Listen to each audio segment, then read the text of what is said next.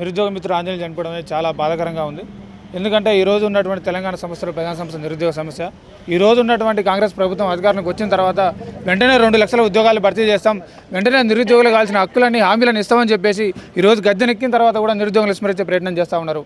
ఈరోజు ఆ రోజు చిక్కడపల్లి లైబ్రరీకి వచ్చి మమ్మల్ని అందరినీ తీసుకుపోయి కాంగ్రెస్ పార్టీకి ఓట్లు వేయించి ఈరోజు పెద్ద పెద్ద పనులు ఉన్నటువంటి రియాజ్ గారు కానీ బల్మూరి వెంకట గారు మిగతా వాళ్ళు కూడా అంటే వాళ్ళకి పదవులు వచ్చినాయి, మేము మాత్రం ఇట్నే ఉన్నాం. అంటే వాళ్ళు గ్రంథాలయాల చుట్టూ తిరిగినారు, వాళ్ళ పదవులు వాళ్ళకి వచ్చిన వాళ్ళు కార్లో తిరుగుతున్నాం, మేము మాత్రం నిరుద్యోగులం ఇంకా మా కాళ్ళతో చిక్కడపల్లి లైబ్రరీ నుంచి రూమ్ నుంచి చిక్కడపల్లి లైబ్రరీ తిరుగుతూ ఉన్నాం.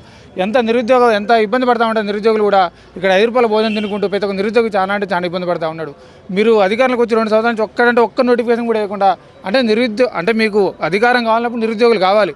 మీరు అధికారంలోకి వచ్చిన తర్వాత నిరుద్యోగుల బాధ అవసరం లేదు. కాబట్టి మేము తక్షణమే డిమాండ్ చేస్తూ ఉన్నాం, రేవంత్ రెడ్డి గారు వెంటనే ఉద్యోగ నోటిఫికేషన్ విడుదల చేయాలి. అదేవిధంగా కూడా విద్యార్థి లోకానికి నిరుద్యోగ లేఖానికి కూడా ఒకటే మాట చెప్తా ఉన్నా, దయచేసి ఎవరు చనిపోవద్దు. ఎందుకంటే ఆనాడు తెలంగాణ ఉద్యమంలో కూడా పాల్గొన్నది మనమే. 20 సంవత్సరాలకు గుంజుకొని తెలంగాణ తెచ్చుకున్నాం. ఈ రేవంత్ రెడ్డి మెడలు ఉంచలేమా? ఖచ్చితంగా మన ఉద్యోగాలు మనం తెచ్చుకున్నాం. ఎటువంటి తొందరపాటు చర్యలు కూడా పాల్గొద్దని చెప్పి నేను బరాబర్ చెప్తున్నా. అవసరమైతే మన నిరుద్యోగ మిత్రులు కూడా కొంతమంది స్థానిక సంస్థ ఎలక్షన్లు నిలబడుతున్నారు. సర్పంచ్ ఎలక్షన్లు సరే అప్పుడైనా సరే ఓడిస్తే వాళ్ళకైనా బుద్ధి వస్తే ఈ నోటిఫికేషన్ల మీద ఏమైనా అవగాహన వస్తాయని చెప్పేసి మేము అంటా ఉన్నాం. సీఎం రేవంత్ రెడ్డి గారు కూడా ప్రతిసారి మాట్లాడుతూ ఆల్రెడీ 2 లక్షల ఉద్యోగాలు భర్తీ చేసినామని చెప్పేసి ఒకసారి అంటారు, ఒకసారి 50,000 ఉద్యోగాలు ఇచ్చినని చెప్పేసి ఇంకోసారి అంటారు, 60,000 ఉద్యోగాలు ఇచ్చినని చెప్పేసి ఒకసారి అంటారు. అంటే వీళ్ళకి క్లారిటీ లేదన్నమాట. అంటే వీళ్ళు మంత్రులు క్యాబినెట్ మీటింగ్ అని చెప్పేసి పెట్టుకుంటారు, మరి వీళ్ళందరూ కలిసి మాట్లాడుకుంటారు, లేకపోతే ఆ క్యాబినెట్ మీటింగ్లో చాయ్ దాకా బిస్కెల్ దాకా బయటకు వస్తారో మాకు తెలియని ముచ్చట ఉన్నది అంత ముచ్చట. ఎందుకంటే వాళ్ళకి సఖ్యత లేదు ఫస్ట్. కాబట్టి దయచేసి ఉద్యోగ నోటిఫికేషన్ మీద ఒక కమిటీ వేయండి. మీరు ఆ గ్రూప్ 1లో G.O. 20 అని చెప్పి తీసుకొచ్చి SC/ST అభ్యర్థుల గొంతుకు వచ్చారు.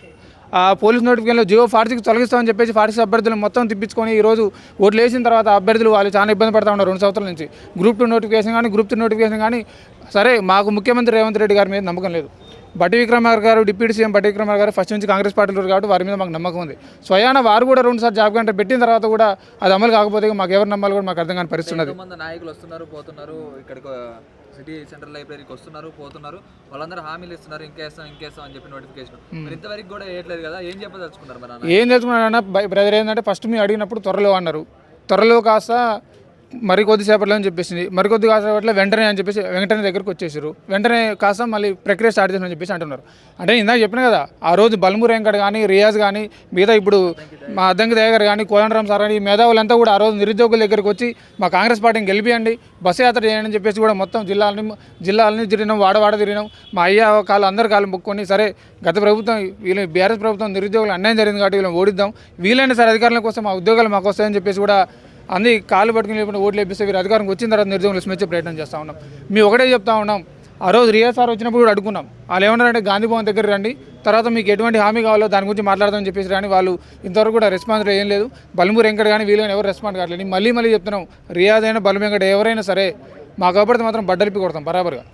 ఎందుకంటే ఆ రోజు ఇంత ఇబ్బంది పెట్టి అంటే ఆ రోజు నిరుద్యోగుల దగ్గరకు వచ్చి అంత ఇబ్బంది పెట్టి మా కడుపు కాలుతుంది, మా కడుపు పోతాం, మరి ఏం చేయాలి, ఎవరు చెప్పుకోవాలి? ఆనాడు పదవి లేదు కదా, ఆ రోజు పదవి కోసం మా దగ్గరకు వచ్చి నిరుద్యోగుల కోసం వచ్చి మొత్తం తెలంగాణ వ్యాప్తంగా తెలంగాణ మొత్తం అందరు తిప్పించి ఈరోజు మీ పదవి వచ్చిన తర్వాత పెదవులు మూసుకుంటారా? మీకు పదవులు వచ్చి కార్లో తిరుగుతున్నాయా? మేము ఇంకా కాళ్ళతో తిరుగుతున్నాం. చిక్కడపల్లి లైబ్రరీకి రూమ్కి ఆ రోజు 2 నెలలు మీరు బుక్కులు పక్కన పెట్టి ప్రచారం చేసి చెప్పారు. ఈరోజు ఎక్కడ పేరు మీరు ఏమనంటేనేమో సరే మాట్లాడుతున్నాం, టీవీ డిబేట్లు ఉంటారు. ఆ టీవీ డిబేట్లు కూడా అది కొట్టుకోవడానికి టీవీ డిబేట్లు పెడతారో లేకపోతే చర్చ గురించి డిబేట్ పెడతారో అర్థం కాదు ముచ్చట ఉన్నది. కాబట్టి మేము ఒకటే డిమాండ్ చేస్తున్నాం, తక్షణమే మీరు ఇచ్చిన మాట ప్రకారమే ఉద్యోగ నోటిఫికేషన్ విడుదల చేయండి.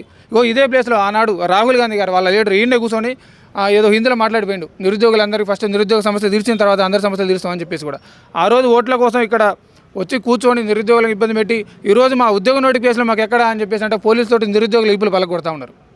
ఎంతోమంది దెబ్బలు తిన్న చిక్కడపల్లి లైబ్రరీ ఎంతోమంది మీద కేసులు ఉన్నాయి, నా మీద ఉన్నాయి, మిగతా మన మిత్రుల మీద చాలామంది కేసులు పెట్టి Group 1 టైంలో కానీ మిగతా టైంలో కానీ చదువుకునే అభ్యర్థుల మీద ఎందుకు కేసులు.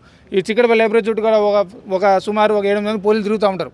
మరి ఎందుకు తిరుగుతారో ఏం చేస్తారో అర్థం కాదు. మీరు ఇచ్చిన మాట ప్రకారం ఉద్యోగ నోటిఫికేషన్ ఏమంటారు కదా, మేము కొత్త కోరే గొంతెం కొరకు ఏం లేదు. ఆ రోజు మీరు మాట ఇచ్చారు, అదే ఉద్యోగ నోటిఫికేషన్ ఏమని చెప్తున్నాం. ఆ రోజు మీ ప్రియాంక గాంధీ గారు కూడా యూత్ డిక్లరేషన్ చెప్పి సర్వనగర్ స్టేడియంలో చెప్పడం జరిగింది 2 లక్షల ఉద్యోగాలు నోటిఫికేషన్ భర్తీ చేస్తామని చెప్పేసి.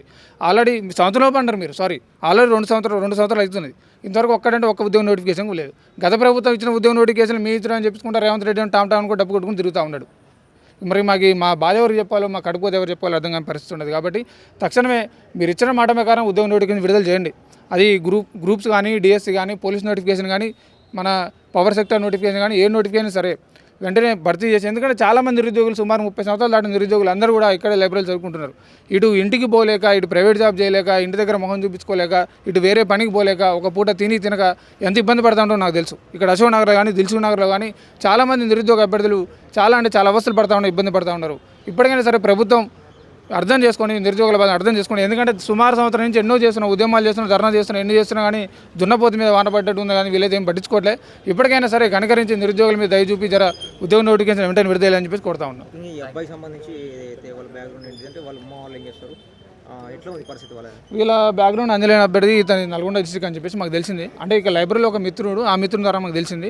వాళ్ళ అమ్మ నాన్న కూడా పాపం నిరుద్యోగులు కూలిపోయే వాళ్ళని చెప్పి తెలిసింది.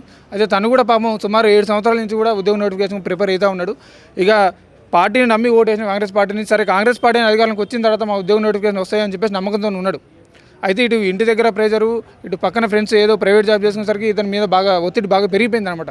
ఒంటరి అయిపోయినాడు. అంటే రూమ్లో ఉన్న కొంత ఇద్దరు అభ్యర్థులు ప్రైవేట్ జాబ్ చేసుకున్నారు. ఇతనే సింగిల్గా ఉండి ఇక ప్రైవేట్ ఉద్యోగం వస్తుంది, నాకు ప్రభుత్వ ఉద్యోగం కావాలంటే ఇక ఊర్లో పరిస్థితి మీకు తెలుసు కదా, ముచ్చట ఎట్లుంటుందో. ఇక గవర్నమెంట్ జాబ్ ఉంటేనే ఆడు మనిషి అన్నట్టు చూస్తారు. ఇక గవర్నమెంట్ జాబ్ ఉంటేనే మనిషి, గవర్నమెంట్ జాబ్ ఉంటేనే బతకాలన్నట్టు చూస్తారు. ఇక అట్లా అయిపోయేసరికి పాపం మిత్రుడి మీద చాలా ఒత్తిడి పడి ప్రెజర్ తట్టుకోలేక ఊరేసుకుని చనిపోవడం జరిగింది. కాబట్టి మేము ఒకటే చెప్తా ఉన్నాం, విద్యార్థులు ఎవరైనా సరే ఇటువంటి తొందరపాటు చర్యలు తీసుకోవద్దు. ఎందుకంటే మన తల్లిదండ్రులు కష్టపడి పెంచింది, మనల్ని కన్నది, సాగేది చనిపోయి వాళ్ళకి కన్నీటిని మిగల్చడానికి కాదు. ఖచ్చితంగా ఏదో ఒకటి సాధిద్దాం. ప్రైవేట్ జాబ్ కాకపోతే ప్రభుత్వ ఉద్యోగం కాకపోతే ప్రైవేట్ ఉద్యోగాలు కూడా చాలా ఉన్నాయి. కాబట్టి దయచేసి ఎవరు ఇటువంటి తొందరపాటు చర్యలు తీసుకోవద్దు. సరే చర్యలు ఇటువంటి మీకు ఏమైనా ఆలోచన వచ్చినా సరే దయచేసి ఒకసారి మీ అమ్మ నాన్నకి ఫోన్ చేసి మాట్లాడడం, లేకపోతే వేరే చేయడమో, లేకపోతే కాంటాక్ట్లో ఉన్న పక్కన మిత్రులతో మాట్లాడే ప్రయత్నం చేయడం, కానీ ఇట్లాంటి తొందరపాటు చర్యలు తీసుకోవద్దని చెప్తాము.